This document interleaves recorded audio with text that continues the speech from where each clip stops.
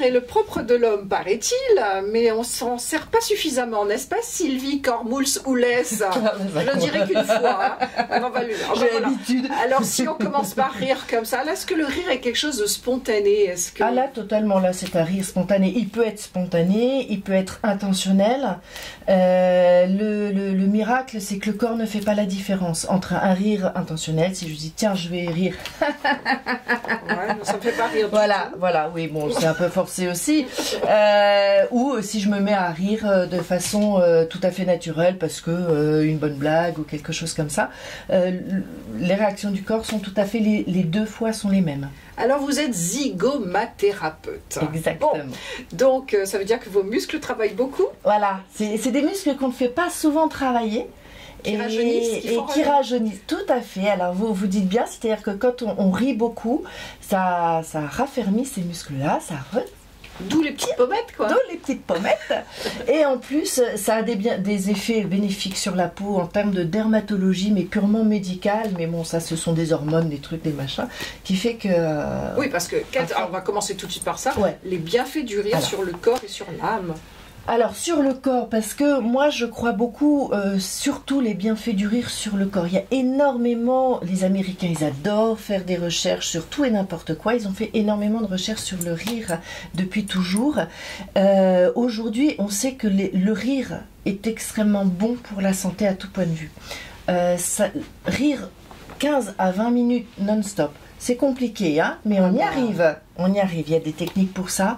Permet d'avoir ce qu'on appelle un bolus, une libération d'hormones qui vont être des hormones qui vont être antidouleurs, qui vont être anti-inflammatoires, qui vont être des douleurs contre le stress, qui fait que immédiatement, vous allez avoir tout de suite des bienfaits en ayant moins mal. Il y a un homme qui avait une spondylarthrite ankylosante et qui riait toujours après ses séances à l'hôpital, et il s'apercevait que pendant 2 heures il avait pas mal. Et c'est à peu près ça dure à peu près 2 heures, pendant 2 heures. C'est 2 heures de bonheur quand on souffre en permanence. Totalement. On n'a pas mal, les côtés anti-inflammatoires, et puis les endorphines, les hormones du bonheur. Quand vous avez un fou rire, après le fou rire, vous êtes bien. Justement, quand on se pose la question, quand ai-je eu mon dernier fou rire? Moi, je suis incapable de le dire. Malheureusement, on rit de moins en moins. Pour vous donner une idée, je crois que c'était en 1939, ils ont fait des analyses pareilles, où on riait 19 minutes en moyenne. Bien sûr, c'est une moyenne par jour. Savez-vous, aujourd'hui, même pas 1 minute. Voilà, moins d'1 minute aujourd'hui. Oui, et depuis 2010, on a déjà perdu 1 minute. C'est-à-dire vers 2010, c'était 2 minutes par jour, et là, moins d'1 minute. C'est malheureux. Un enfant rigole tout le temps, et nous, adultes, on ne sait plus rire. Bon, alors, est-ce qu'il y a des petites... alors d'abord un petit peu, vous allez nous raconter un petit peu votre histoire quand même. Vous êtes tombé dans le rire. Alors bon, j'ai toujours de naissance. Un peu. J'ai toujours eu le côté un peu pincé rigolote dans la famille, à organiser les spectacles, etc. Ce qui fait que quand je suis arrivée en terminale et qu'on m'a demandé ce que je voulais faire, j'ai dit je veux être comédienne. Mes parents ont dit pas terrible, ils m'ont dit tu fais une fac et ok pour l'école de théâtre. Donc ils m'ont inscrit au cours Simon à Paris. Le cours Simon, pas n'importe où, et ça je les en remercie. Et en même temps je suis rentrée en fac sans leur dire que après mes 2 premières années je pouvais intégrer l'Institut d'études théâtrales de l'Université de la Sorbonne Nouvelle, ce que j'ai fait. Et donc j'ai été jusqu'à très très haut, puisque j'ai un doctorat d'études théâtrales. Et puis bon, la vie a fait que je n'ai pas continué dans le milieu professionnel. Je suis devenue une professionnelle des couches et des biberons. Voilà. Ça fait rire que moi, ça. Et donc, je suis devenue une bonne maman, voilà. Et puis, la vie a fait qu'à un moment donné, je me suis retrouvée un peu seule et un peu pas très bien. Et je me suis dit, tiens, si j'allais rigoler un coup, je me suis dit, qu'est-ce qu'on peut faire? clown, il y avait un stage de clown. J'y suis allée et là, ça a été le déclic et je suis devenue clown en me formant à diverses associations. Et j'ai eu, je suis rentrée dans une grosse association qui s'appelle Art Clown, qui est une association nationale à laquelle je me suis formée à la technique d'animation du clown. Voilà. Alors, vous êtes activatrice de rire. Voilà. Donc, ça veut dire que vous appuyez sur un petit bouton chez nous et on rit. Par exemple, c'est-à-dire que la zygomathérapie, donc c'est un concept que j'ai mis en place, qui est tout pour favoriser le rire. Pour rire, il faut être en lâcher prise, faut pas regarder à droite, à gauche, le voisin, ah bah tiens, c'est le postier, c'est l'inspecteur des impôts, etc. Faut vraiment être en lâcher prise pour vraiment arriver à rire pendant les fameuses 15-20 minutes. Et donc, activatrice de rire parce que je vais mettre en place des outils de la relaxation, du travail sur les émotions, du travail sur le rire, etc. qui va permettre à un moment donné d'avoir ce lâcher prise et de pouvoir se mettre à rire pour rien. Donc ce sont des séances que vous organisez. Alors où, comment? Alors, actuellement sur l'île de Ré, j'interviens au sein de l'association Zygomaré, qui est une association qui prône le rire sur l'île de Ré, qui a commencé donc par des ateliers de yoga du rire. Actuellement, donc le mardi soir à Loie, tous les 15 jours. Et donc ce sont des ateliers là pour le coup de yoga du rire. Donc, principalement. Posture, alors, pas du tout. Alors là, ça n'a rien à voir avec le yoga tel qu'on l'a dans la tête. Yoga parce que c'est un médecin généraliste indien qui a inventé le concept, dont la femme était yogi, c'est qu'on se base sur la respiration. Donc, on va s'échauffer le corps parce que rire, c'est très énergétique et très physique. Il ne faut pas s'étouffer de rire. Il ne faut pas s'étouffer de rire. Il ne faut pas s'écrouler de rire non plus. Et puis ensuite, il va y avoir cette fameuse recherche de ces 15-20 minutes où là, donc, on a des techniques de rire, on a des exercices, on va forcer le rire puisque le rire intentionnel a les mêmes bienfaits. Mais au départ, on va commencer à rire et puis le groupe fait que quand tout le monde se met à rire, vous vous mettez à rire aussi. Donc il est communicatif. Il est totalement communicatif et il est fait pour être communicatif. Il faut être très fort ou très fou, je ne sais pas, pour rire devant sa glace tout seul le matin. Ça m'arrive. Mais c'est un rire qui n'est pas naturel. C'est un rire un peu forcé pour pouvoir avoir justement commencer bien la journée avec un petit coup d'hormones quand ça va pas trop bien. Mais le rire quand on rit, on a besoin d'être au minimum 2. Et je peux vous dire, pour l'avoir expérimenté, des rires à 100, 150 personnes, même le plus triste des cires que l'on mettrait au milieu ne peut pas s'empêcher de rire parce que c'est communicatif et que le rire est naturel. Un enfant rit plus de 400 fois par jour de façon naturelle. Bon, nous, on a complètement oublié ça. On a oublié ça. Alors justement, qu'est-ce qu'on peut faire pour rire dans son quotidien quand on est seul? Est-ce qu'on doit écouter des humoristes? Est-ce qu'on doit lire des textes particuliers qui peuvent inciter le rire ou en tout cas le sourire? À chacun sa méthode. L'humour n'est pas le même pour tout le monde. Le docteur Kataria, donc le concepteur du yoga du rire, a commencé avec un groupe de 5 personnes. Il se racontait des histoires drôles, puis au bout de 15 jours, et puis les gens qui venaient, ils n'avaient pas tous le même humour. Moi, vous racontez à ma fille une histoire de Toto, elle est morte de rire.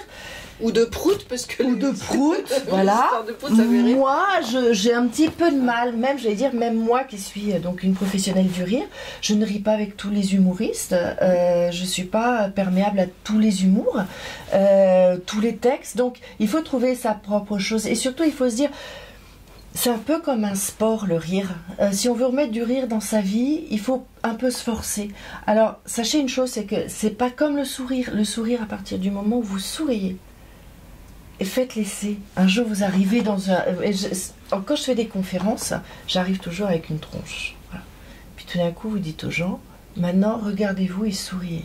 Et voyez la différence. Tout d'un coup, juste par ça, juste parce que le sourire... Et automatiquement, ça donne l'info au cerveau. Ah, elle sourit, elle est contente et tout. Boum, allez, elle est plein d'hormones et tout. Soit contente, soit plein un peu. Et ça, tous les jours, Quand vous marchez dans la rue, au lieu de regarder vos chaussures, regardez la personne, souriez.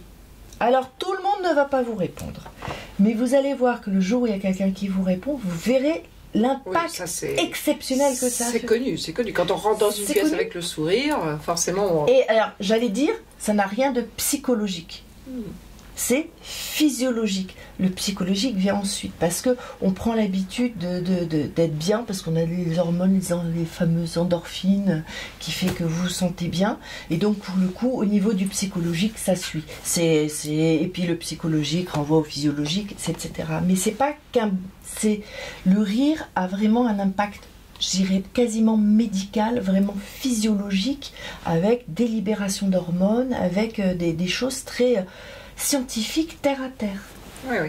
Alors, comment provoquer le rire, autrement que par des grosses blagues, des clowneries est-ce qu'on peut se mettre dans un état d'esprit de recevoir le rire? C'est une sorte de transe, entre guillemets, j'allais dire. Lorsque vous voyez, par exemple, donc, dans une séance de yoga du rire, entre chaque exercice, il y a une sorte de... Alors, vous appelez ça comme vous voulez, selon quel style vous êtes. Vous appelez ça un mantra, vous appelez ça une routine, vous appelez ça un refrain, une chansonnette, une discipline. Entre chaque exercice, il y a le fameux, alors souvent c'est un peu caricatural, ho ho ha ha ha, qu'on fait en ça, ho ho ha ha ha, ho ho. Cette répétition vous met dans une petite transe, on va dire, qui fait que vous êtes en lâcher prise. Pour rire vraiment aux éclats et vraiment accepter de rire, il faut être en lâcher prise. Depuis qu'on est tout petit, on nous dit ne ris pas trop fort. À l'école, il faut pas rire. Au bureau, si vous riez, on se dit vous travaillez plus. En public, on ne rit pas. Quand vous allez dans des grandes réunions, encore, moi, il y avait les vœux des différents maires et la boutade. On sent que les gens ils osent pas se lâcher.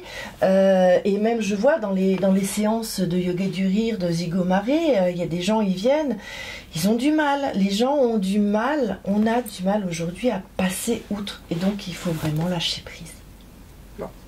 Alors, l'autre façon de rire aussi, c'est la dérision. C'est d'essayer de prendre un peu de recul par rapport aux différents événements sombres de la vie. Parce que malheureusement, la vie, c'est une grosse tartine de confiture qu'on étale. C'est clair. Donc, c'est pas très drôle, la vie.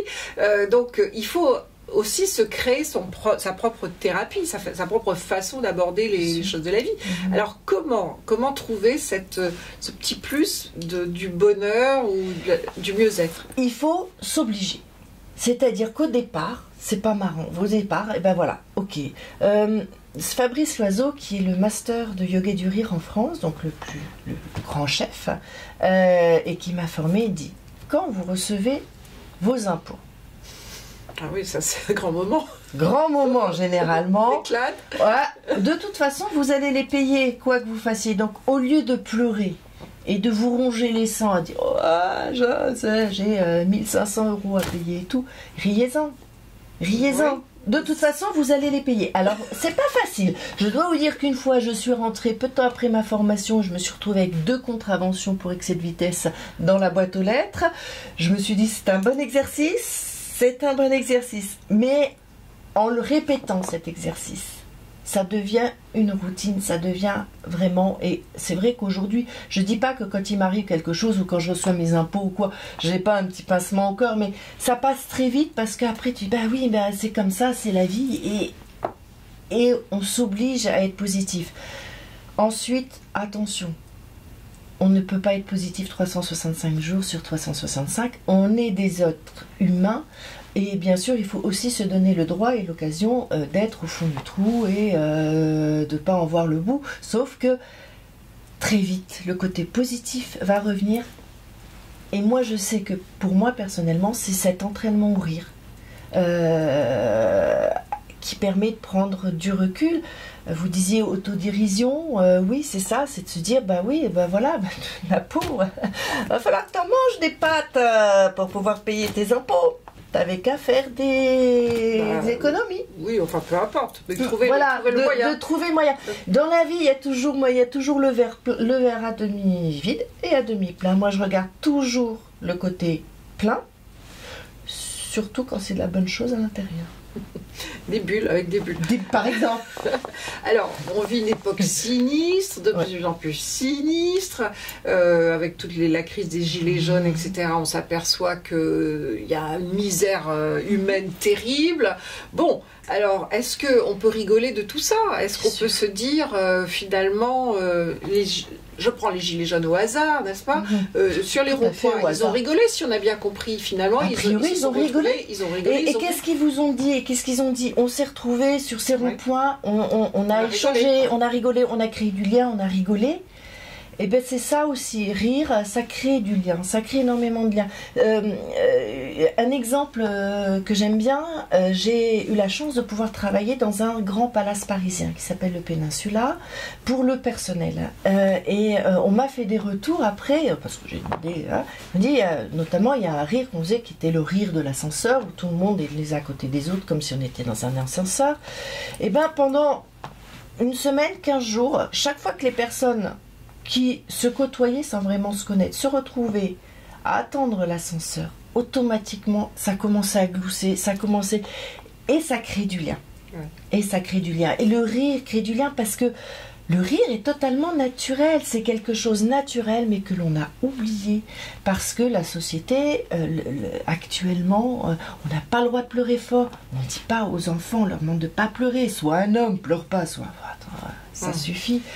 Et voilà. Et aujourd'hui, si on riait plus, regardez, moi je suis sûre qu'il y aurait un homme politique qui aborderait avec pas rigolo, non mais c'est clair. Et quand vous pensez que pas loin de tous les ministères, il y a quand même la rue du Cirque, de temps en temps je me dis zut quoi, ils auraient mieux fait de déplacer.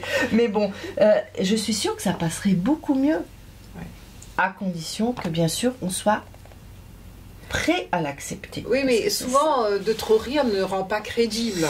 Alors, le problème, c'est ça, c'est l'image... Le sérieux du rire. Alors là, c'est tout le grand problème de ma vie ou de mon entreprise, c'est que le sérieux, faire comprendre aux gens que rire, c'est sérieux. Rire, ce n'est pas frivole. On peut rire de frivolité, on peut rire...